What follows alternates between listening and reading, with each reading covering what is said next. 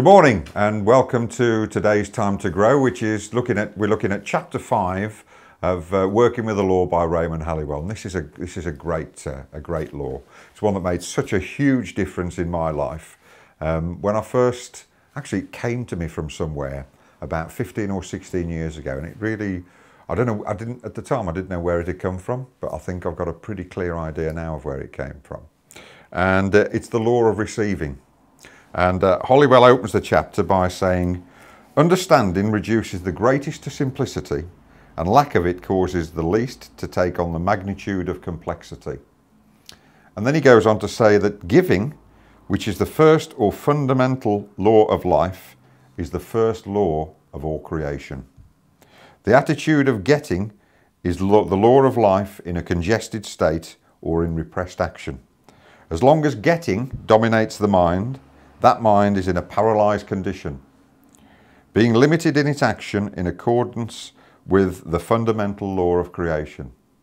And actually, I know this to be absolutely true because I lived so much of my life from a perspective of what can I get?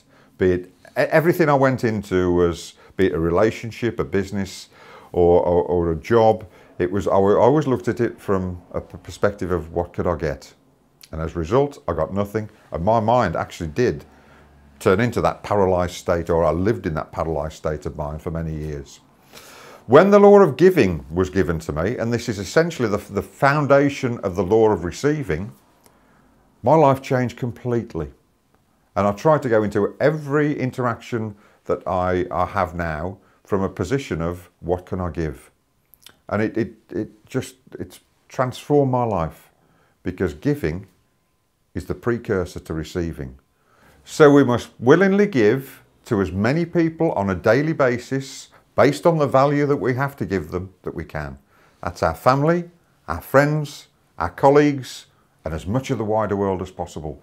Give, and give genuinely without any strings attached. Don't expect anything in return. We talked about expectance in chapter 4, the law of attraction. Desire and then expect your desires. But when we give without any strings, and the universe will give us back in abundance. And it's really important, just as we give genuinely and willingly, we must graciously receive and be grateful with it. There's that word gratitude again.